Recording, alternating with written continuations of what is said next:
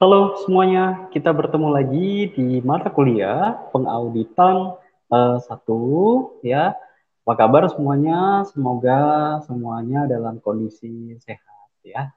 Oke, di pertemuan minggu sekarang ini adalah minggu ke-11 di mana seperti biasa Bapak jelaskan dulu terkait dengan rencana pembelajaran semester kita, di mana di minggu ke-11 ini ya kita akan membahas terkait dengan menentukan dan menganalisis pemeriksaan surat berharga dan investasi.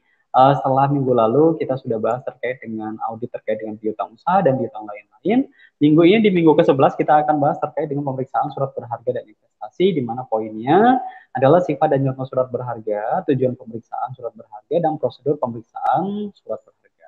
Oke, tanpa berlama-lama kita langsung mulai saja masuk ke materi minggu ke-11 terkait dengan pemeriksaan surat berharga dan investasi. Oke, sudah tampil di layar masing-masing ya.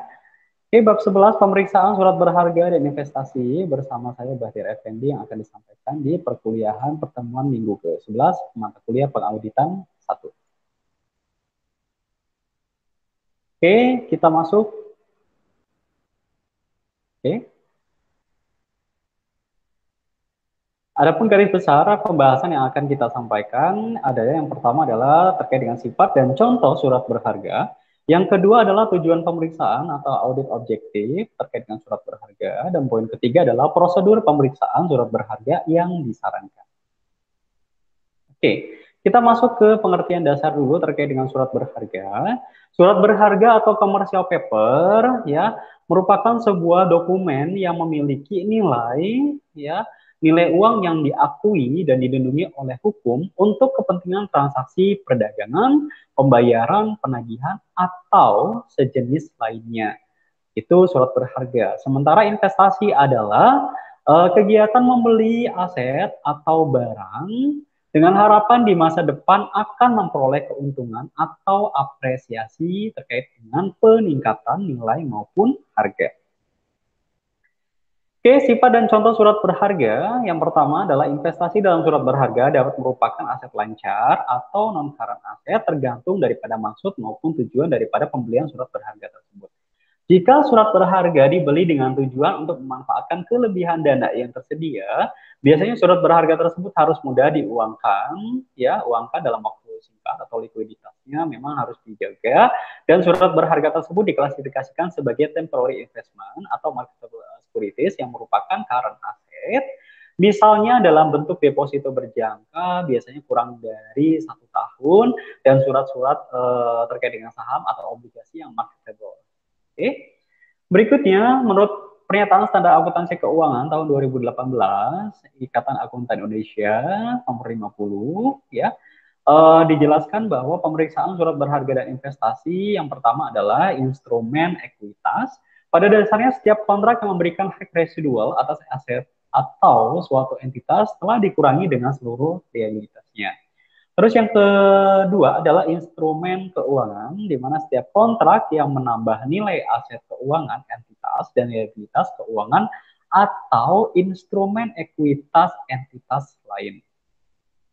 Oke, yang ketiga adalah putable instrumen, di mana instrumen yang mempunyai fitur opsi jual, maksudnya adalah instrumen keuangan yang memberikan hak kepada pemegangnya untuk menjual kembali instrumen kepada penerbit dan memperoleh kas atau aset keuangan lain atau secara otomatis menjual kembali kepada penerbit pada saat terjadinya suatu peristiwa yang tidak pasti di masa depan atau kematian atau punahnya daripada pemegang instrumen.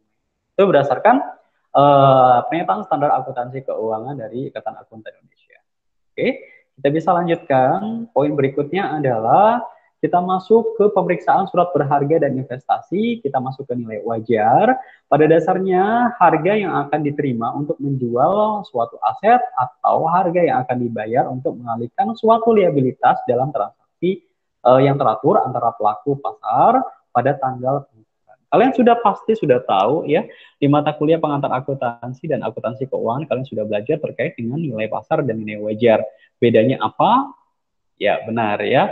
Nilai pasar itu pada dasarnya adalah nilai pada saat kita melakukan penjualan di masa saat ini ya. atau nilai pasar itu dikenal dengan nilai wajar. Sementara nilai buku atau book value adalah nilai pada saat kita memperoleh atau membeli barang tersebut. Nah, selisih daripada penjualan antara nilai buku dengan nilai wajar atau nilai pasar itu bisa muncul keuntungan ataupun kerugian, gitu ya. Tergantung daripada besarnya apakah nilai penjualannya di bawah atau di atas nilai buku atau nilai pembelian. Oke, berikutnya menurut pernyataan standar akuntansi keuangan juga ya nilai wajar di sini ya dimiliki untuk diperdagangkan ya aset keuangan atau liabilitas keuangan yang diklasifikasikan dalam kelompok diperdagangkan jika yang pertama diperbolehkan ya atau dimiliki terutama untuk tujuan dijual atau dibeli kembali dalam waktu dekat pada pengakuan awal merupakan bagian dari portofolio instrumen keuangan tertentu yang dikelola bersama dan terdapat bukti mengenai pola ya ambil untung dalam jangka pendek sesuai dengan aktual pada saat kondisi saat ini. Oke. Aset keuangan atau liabilitas keuangan yang diukur pada nilai wajar melalui laba rugi adalah aset keuangan atau liabilitas keuangan yang memenuhi salah satu syarat yang tadi sudah disampaikan. Yang kedua, syaratnya adalah pada saat pengakuan awal telah ditetapkan oleh entitas untuk diukur pada nilai wajar melalui laba rugi. Merupakan imbalan kontingen ya bersyarat pihak pengakuisisian dalam mengkombinasi bisnis yang menerapkan pernyataan standar akuntansi keuangan nomor 22. Oke, berikutnya, pemeriksaan surat berharga dan investasi. Pada dasarnya investasi memang dimiliki hingga jatuh tempo, merupakan suatu aset keuangan yang non-derivatif, yang pastinya dengan pembayaran tetap, atau telah ditentukan dan jatuh temponya telah ditetapkan, serta entitas mempunyai intensi positif dan kemampuan untuk memiliki aset keuangan tersebut hingga jatuh tempo, terkecuali apabila ada tiga kondisi ini. Yang pertama adalah investasi yang pada saat pengakuan awal ditetapkan sebagai aset keuangan yang diukur pada nilai wajar melalui laba rugi. Yang kedua, investasi yang ditetapkan oleh entitas sebagai tersedia untuk dijual. Yang terakhir adalah investasi yang memenuhi definisi pinjaman yang diberikan dan piutang. Oke, selanjutnya pemeriksaan surat berharga dan investasi pada dasarnya entitas tidak mengklasifikasikan aset keuangan sebagai investasi dimiliki hingga jatuh tempo, itu harus diperhatikan periodenya.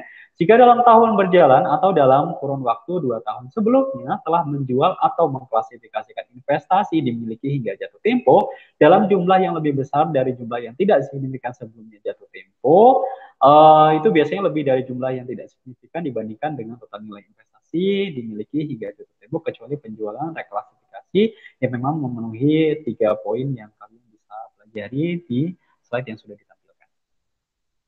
Oke, efek.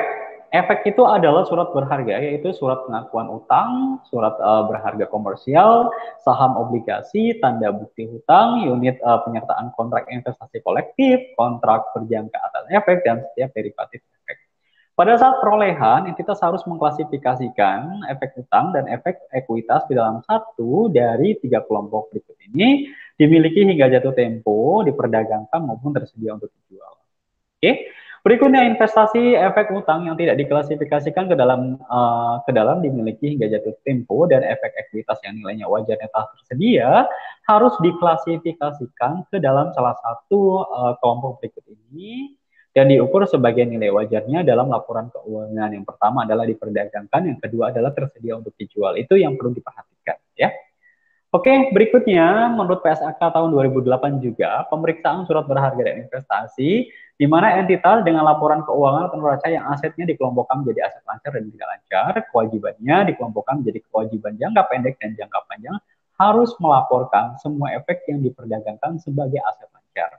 Di mana dalam laporan arus kas yang digunakan untuk atau berasal dari pembelian, penjualan, jatuh tempo efek dalam kelompok tersedia untuk dijual dan dimiliki hingga jatuh tempo harus diklasifikasikan sebagai arus kas aktivitas investasi dan dilaporkan sebagai nilai bruto untuk setiap kelompok efek di dalam laporan arus kas. Oke, berikutnya untuk efek dalam kelompok tersedia untuk dijual dan kelompok dimiliki sehingga jatuh tempo, ya. Informasi berikut ini harus diungkapkan dalam catatan atas laporan keuangan. Yang pertama adalah nilai wajar agregat, yang kedua laba yang belum direalisasikan dari pemilik efek, yang ketiga adalah rugi sebelum direalisasikan pemilik efek, dan yang terakhir adalah biaya perolehan termasuk jumlah premium dan diskon yang belum diamortisasi. Ini dia 4 kelompok tanggal jatuh tempo. Jatuh tempo kurang dari 1 tahun, jatuh tempo 1 sampai dengan 5 tahun, jatuh tempo 5 sampai dengan 10 tahun, dan jatuh tempo lebih dari 10 tahun. Ya, untuk setiap periode akuntansi entitas harus mengungkapkan yang pertama penerimaan dari penjualan efek, yang kedua adalah dasar penentuan biaya, yang ketiga adalah laba dan rugi yang dimasukkan sebagai penghasilan dari pemindahan kelompok efek, yang keempat adalah perubahan laba rugi pemilikan yang belum direalisasikan, yang terakhir adalah perubahan dalam laba rugi pemilikan efek yang belum direalisasikan dari efek untuk tujuan diperdagangkan yang telah diakui sebagai penghasilan periode pelaporan. Oke, berikutnya kita masuk ke entitas asosiasi. Pada dasarnya entitas asosiasi merupakan suatu entitas, termasuk entitas bukan perseroan terbatas, seperti persekutuan, di mana investor mempunyai pengaruh yang cukup signifikan dan bukan merupakan entitas anak ataupun dalam joint venture. Oke, entitas anak adalah suatu entitas yang dikendalikan oleh entitas induk dalam mengatur kebijakan keuangan dan operasional dari suatu entitas sehingga mendapatkan manfaat dari aktivitas tersebut. Nah, biasanya memang kita bisa temui di laporan keuangan yang anak dan induk, kita bisa kritisi terkait dengan entitas asosiasi, kan biasanya ada laporan keuangan komparatif antara induk dan anak. Oke, pengendalian dianggap ada jika entitas induk memiliki baik secara langsung maupun tidak langsung melalui entitas anak lebih dari setengah hak suara dari suatu entitas. Itu syaratnya, ya. Nah, ini dia ya, di mana metode akuntansinya untuk entitas asosiasi. Investor harus mengukur investasinya pada entitas asosiasi dengan menggunakan metode biaya, di mana dalam metode biaya investasi diukur pada biaya perolehan dikurangi akumulasi kerugian penurunan nilai selama sesuai dengan penurunan nilai aset. Sementara entitas anak, investor harus mengukur investasinya pada entitas asosiasi dengan menggunakan metode ekuitas. Kalau tadi asosiasi itu, entitas asosiasi itu menggunakan metode biaya, sementara entitas anak itu menggunakan metode ekuitas. Di mana dalam metode ekuitas, pada entitas anak awalnya diakui pada biaya perolehan dan selanjutnya disesuaikan mencerminkan bagian investor atas laba rugi dari pada pendapatan dan beban entitas anak, di mana entitas anak tidak dikonsolidasikan dalam laporan keuangan investor. Jadi cukup entitas asosiasi saja, gitu ya. Berikutnya adalah terkait dengan disclosure. Investor harus mengungkapkan hal-hal berikut. Yang pertama pasti kebijakan akuntansi yang diterapkan di perusahaan.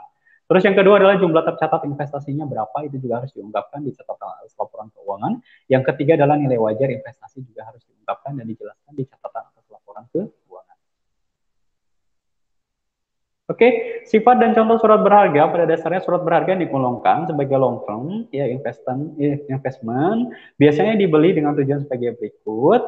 Yang pertama adalah untuk menguasai manajemen dari perusahaan, biasanya memang lebih dari sama dengan 50% saham mayoritas kepemilikannya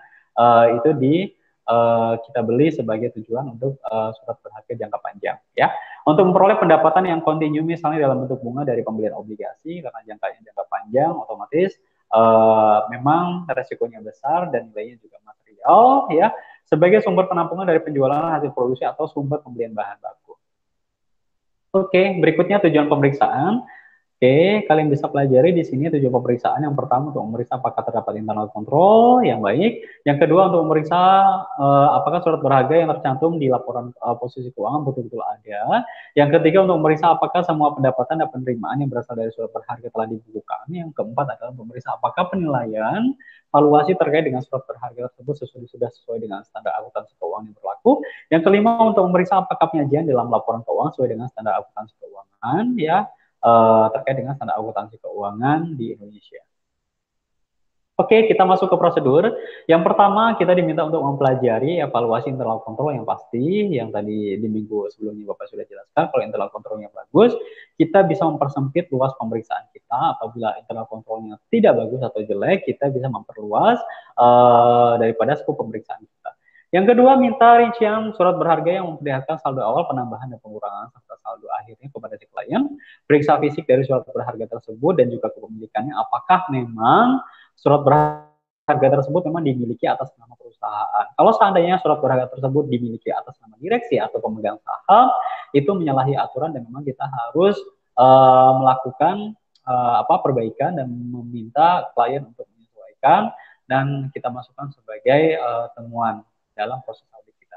Yang keempat, cocokkan data dalam rincian dengan berita acara pemeriksaan fisik surat berharga tersebut.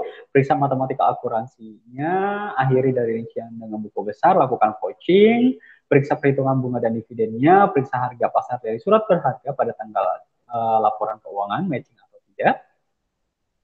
Oke, yang ke-10, apabila ada beberapa poin yang tidak jelas, kita bisa lakukan beberapa wawancara atau diskusi dengan pihak manajemen, periksa subsequent event atau kejadian luar biasa untuk mengetahui apakah ada transaksi sesudah tanggal neraca, sesudah tanggal pelaporan keuangan, setelah tanggal 31 Desember, yang akan mempengaruhi daripada klasifikasi atau disclosure daripada surat-surat berharga tersebut.